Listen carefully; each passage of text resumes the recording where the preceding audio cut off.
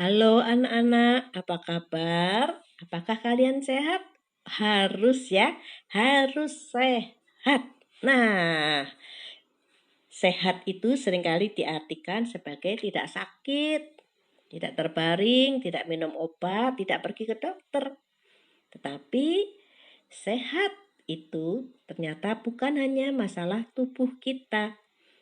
Sehat rohani, sehat hati dan pikiran sama loh dengan sehat jasmani.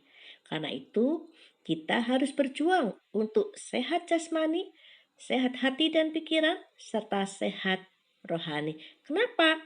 Mari kita membaca dari 1 Korintus pasal 3 ayat 16. Tidak tahukah kamu bahwa kamu adalah bait Allah dan bahwa roh Allah diam di dalam kamu? Firman Tuhan mengatakan kepada kita kalau kita ini adalah bait Allah. Apa itu bait Allah? Bait Allah artinya rumah Tuhan. Kita ini adalah rumah Tuhan, tempat di mana Roh Kudus itu diam. Karena kita ini adalah rumah Tuhan, maka kita harus selalu sehat. Baik jasmani, hati dan pikiran maupun rohani kita harus sehat. Untuk sehat jasmani, kita pasti harus melihat tubuh kita. Apa yang kita makan? Apa yang kita minum?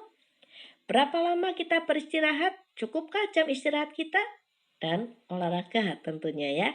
Nah, anak-anak, apa yang kita makan, apa yang kita minum? Wah, zaman sekarang ada banyak sekali makanan dan minuman junk food.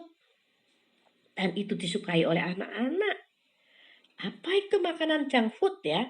Silahkan tanya pada papa dan mama, apa itu makanan junk food? Boleh nggak toh makan makanan junk food? Boleh, sesekali kan? Yang lainnya apa yang harus kita makan sehari-hari? Sayur, buah-buahan, ya, yang mengandung karbohidrat, protein, ada telur, ada daging, itu akan membuat tubuh kita menjadi sehat. Buah-buahan dan sayur akan membuat kita menjadi lebih kuat dan lebih segar. Anak-anak, negara kita negara tropis, banyak sekali tumbuhan, sayuran, dan buah-buahan. Dan itu disediakan Tuhan untuk membuat tubuh kita menjadi sehat. Karena itu mari kita mulai mengimbangkan apa yang kita makan. Junk food boleh, tetapi harus lebih banyak makan sayur, buah-buahan, dan makanan-makanan yang bergizi. Lalu hal yang kedua yang perlu kita perhatikan adalah apakah hati dan pikiran kita sehat?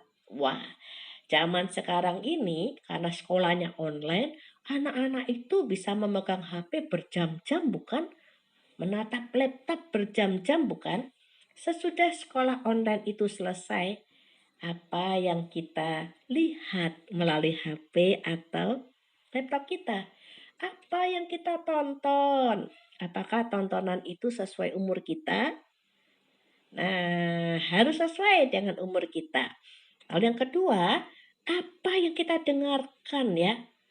Lagu-lagunya atau pembicaraan-pembicaraan melalui HP dan laptop itu misalnya melalui games ya, ada di sana games yang banyak kan rame-rame mainnya dan kemudian di sana orang mulai berbicara macam-macam. Apa yang kita dengarkan? Apakah kata-kata yang baik ataukah kata-kata kotor? Kata-kata yang penuh dengan umpatan dan caci maki? Wah, jangan mengatakan tidak apa-apa. Kan bukan aku yang bicara. Suatu hari itu akan mempengaruhi kita, anak-anak. Karena apa yang kita dengar itu akan mempengaruhi hati dan pikiran kita. Karena itu kita harus hati-hati ketika mendengarkan orang berbicara. Terlebih ketika berbicara melalui HP atau laptop kita. Itu akan membuat hati dan pikiran kita menjadi tidak sehat. Yang ketiga adalah sehat rohani. Sehat rohani itu berarti bahwa kita rajin baca Alkitab, rajin berdoa, menyanyikan lagu-lagu rohani, karena itulah sarana kita untuk bertemu dengan Tuhan. Tiga hal ini sudah membuat kita menjadi sehat dan rumah Allah ini akan terpelihara di dalam diri kita. Apa bisa ya? Kamu pasti bisa. Anak-anak, mari kita berjuang untuk terus punya tekad. Aku mau hidup sehat karena tubuhku adalah rumah Tuhan. Aku mau rumah Tuhan ini sehat. Aku mau rumah Tuhan ini sehat, kuat, dan bersih setiap waktu. Tuhan cinta kamu. Amin.